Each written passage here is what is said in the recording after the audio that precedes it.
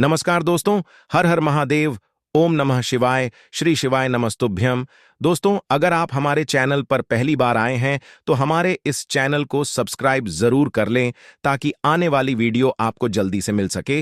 दोस्तों, जैसा कि आप जानते हैं कि आज है रविवार और रविवार को पड़ रही है पंचमी तिथि, तो बहुत ही खास दिन है।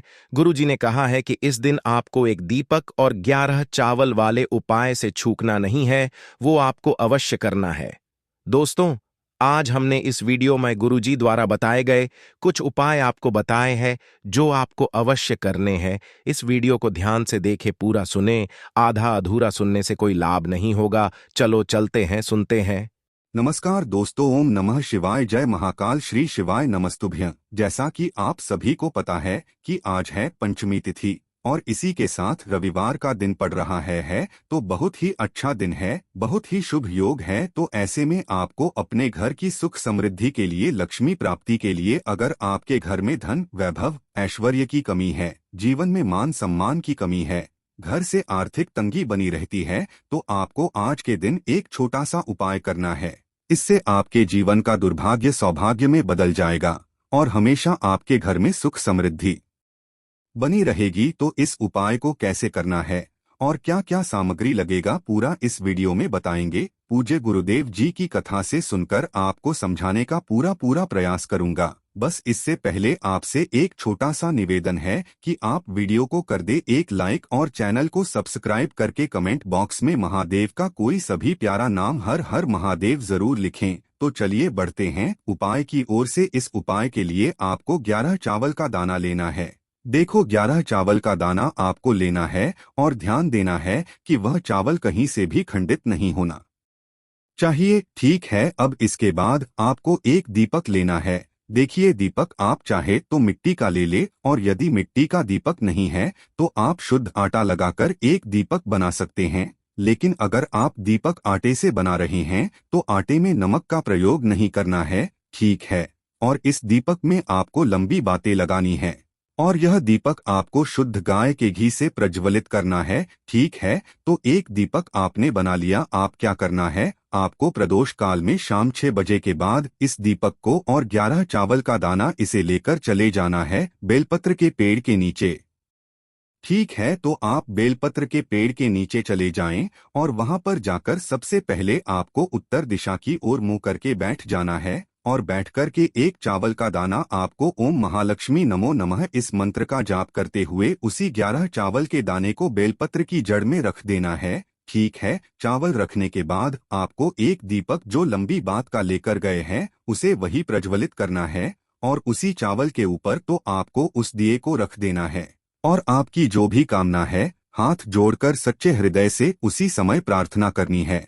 अगर आपके घर में पितृदोष लगा है तो पितृदोष के लिए कामना करनी है, या फिर घर में लक्ष्मी जी की कमी रहती है, व्यापार अच्छा नहीं चल रहा है, घर में क्लेश होते हैं, तो घर की सुख समृद्धि के लिए सच्चे हृदय से कामना कर लेनी है, ठीक है। तो बहुत ही छोटा सा उपाय है, आप करके देखिएगा, आपको लाभ अवश्य मिलेंगे। देखो, गुरुजी ने कहा कि पंचमी की तिथि पर बेलपत्र के वृक्ष के नीचे दीपक जलाना बहुत ही शुभ बताया गया है और आज के दिन जो भी व्यक्ति एक दीपक बेलपत्र के नीचे प्रज्वलित कर देता है उसको माता लक्ष्मी और महादेव जी दोनों उनकी मनोकामना को पूरी करते हैं। देखो, बहुत ही अच्छा दिन। अब बात कर लेते हैं हमारे दूसरे उपाय की। देखो, आगे बढ़ने से पहले वीडियो को एक लाइक जरूर करें। यदि आपके जीवन में तनाव बहुत ही अधिक रहता है, चिंताएं बहुत ही अधिक रहती है, यानी कि आपके घर में कोई भी ऐसा व्यक्ति हो या फिर बच्चे हैं वो बहुत अधिक सोचते हैं, तो आपको दूसरा उपाय करना है। देखिए, तीसरा जो उपाय है विशेषकर धन की प्राप्ति के लिए है, कर्ज की मुक्ति के लिए है और व्यापार में वृद्धि के लिए है। देखिए, सबसे पहला उपाय जो लोग बहुत अधिक चिंता में रहते हैं, डिप्रेशन में रहते हैं, उन्हें ये उपाय करना चाहिए। देखिए, ये उपाय विशेषकर आप सुबह से लेकर के शाम तक किसी भी समय कर सकते हैं, लेकिन पंचमी की तिथि पड़ी है तो आप यदि उपाय प्रदोष काल के समय करेंगे तो बहुत ही सर्वोत्तम होगा। प्रदोष काल का समय सूर्यास्त से 45 मिनट पहले शुरू होता है और सूर्यास्त के 45 मिनट बाद तक रहता है। देखिए, इस उपाय के लिए सबसे पहले तो आपको मात्र एक प्यारी सी बेलपत्र लेनी है। बेलपत्र जो है वह कहीं से भी कटी फटी खंडित नहीं होनी चाहिए।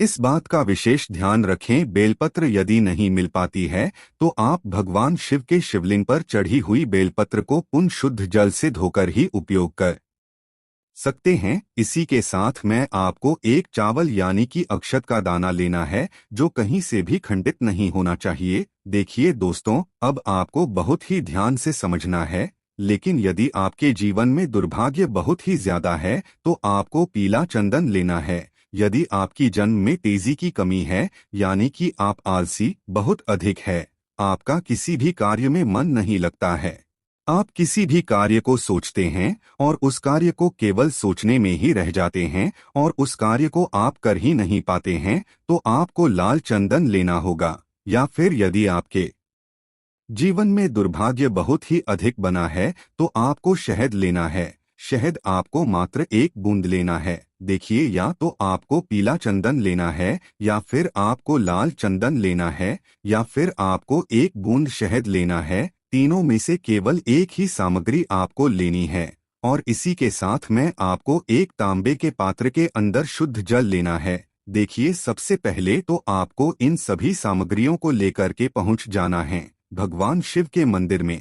देखिए, सबसे पहले तो आपके पास जो एक लोटा शुद्ध जल है उसे आपको धीरे धीरे भगवान शिव के शिवलिंग पर अर्पित कर देना है। श्री शिवाय नमस्तुभ्यं इस मंत्र का जाप करते हुए अब दोस्तों, आपके पास जो बेलपत्र है, आप सभी को पता है बेलपत्र में 3 पत्तियां होती है और बेलपत्र की जो बीच वाली बड़ी पत्ती होती है और इसकी जो चिकनी साइड होती है, तो आपको अपने सीधे हाथ की चींटी उंगली के जो पास वाली होती है अनामिका उंगली, उसमें आपको पीला चंदन लेना है। पीला चंदन ले रहे हैं तो उसमें आपको थोड़ा सा जल डालकर गीला करना है। तो पीले चंदन की एक बिंदी आपको बेलपत्र की बीच वाली बड़ी पत्ती पर लगा देनी है। पीले चंदन की बिंदी लगा रहे हैं तो आपको बृहस्पतेश्वर महादेव का स्मरण करना है। यदि आप लाल चंदन की बिंदी लगा रहे हैं तो आपको मंगलेश्वर महादेव का स्मरण करना है। यदि आप शहद की बिंदी लगा रहे हैं तो आपको शूरेश्वर महादेव का स्मरण करना है। देखिए, बिंदी जो आप लगाएंगे वो थोड़ी सी आपको बड़ी लगानी है। अब दोस्तों, आपके पास जो एक चावल का दाना है, आपकी जो भी मनोकामना है उसे आपको मन में सोचना है और ये जो चावल का दाना है, आपने जो बेल पत्र पर एक बिंदी लगाई है उसी के ऊपर आपको रख देना है, यानी कि चिपका देना है। देखो, बेलपत्र पर एक बिंदी लगानी है, फिर उसी के ऊपर आपको एक चावल का दाना भी रख देना है। अब इस बेल पत्र को तैयार करने के बाद इससे आपको अपने सीधे हाथ में रखना है। वापस आपको अपनी मनोकामना को बोलना है और इस बेलपत्र को आपको भगवान शिव का शिवलिंग पर अर्पित कर देना है। लेकिन बेलपत्र की जो चिकनी साइड है वो शिवलिंग से स्पर्श रहेगी और इसकी डंडी आपको जलाधारी की ओर रखनी है। इस प्रकार से बेलपत्र आपको अर्पित कर देना है। तो इस प्रकार से आपको ये सुंदर सा उपाय कर लेना है।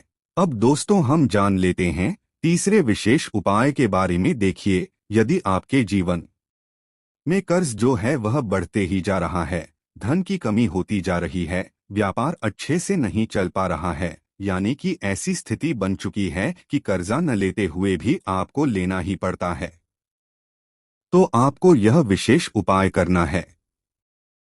यदि आपका कोई भी कार्य अटक रहा है, परिपूर्ण नहीं हो पा रहा है, तब भी आपको ये उपाय अवश्य करना है। देखिए, इस उपाय के लिए भी आपको मात्र एक लोटा शुद्ध जल लेना ही तांबे के पात्र के अंदर। आप देखिए दोस्तों, इसी के साथ में आपको एक बेलपत्र लेनी है, एक शमी पत्र लेना है। इसी के साथ में आपको एक हरा मूंग लेना है और रविवार है तो आपको एक गुड़ का टुकड़ा भी लेना है। ध्यान रखें दोस्तों, बेलपत्र और हरा मूंग जो है वह कहीं से भी खंडित नहीं होने चाहिए। इस बात का आपको एक विशेष प्रकार से ध्यान रखना है। अब दोस्तों, आपको ये सभी सामग्रियां ले करके सीधे पहुंच जाना है भगवान शिव के मंदिर में। यह उपाय भी आप सुबह से लेकर के शाम तक किसी भी समय कर सकते हैं। देखिए, सबसे पहले तो आपके पास जो एक गुड़ का टुकड़ा है, एक समीपत्र है, एक बेलपत्र है और एक हरा मूंग है, तो इन सभी को आपको उस जल के पात्र के अंदर डाल देना है। अब यह जल का पात्र आपको भगवान शिव के शिवलिंग पर अर्पित कर देना है। रविवार की पंचमी तिथि पर आपको शूरेश्वर महादेव का मन में स्मरण करते हुए और आपको श्री शिवाय नमस्तुभ्यं इस मंत्र का जाप करते रहना है। देखिए, सुरेश्वर महादेव आपके जीवन से सारे अंधकार को दूर कर देते हैं और इस उपाय में गुड़ का प्रयोग करने से गुड़ जो है हमारे जीवन के अंधकार को दूर करता है और हमारे जीवन को तेजस्वी बनाता है। तो इस प्रकार से आपको ये सुंदर सा उपाय भी कर लेना है अपने कर्ज की समस्या को दूर करने के लिए। दोस्तों, आज की इस वीडियो में हमने आपको 3 महा उपाय बताए हैं जो आपको अवश्य ही करने हैं। उपाय को करते समय किसी भी प्रकार की गलतियां ना करें। अगर आपको हमारी वीडियो पसंद आए तो हमारे इस चैनल को सब्सक्राइब जरूर करें। हर हर महादेव। ओम नमः शिवाय।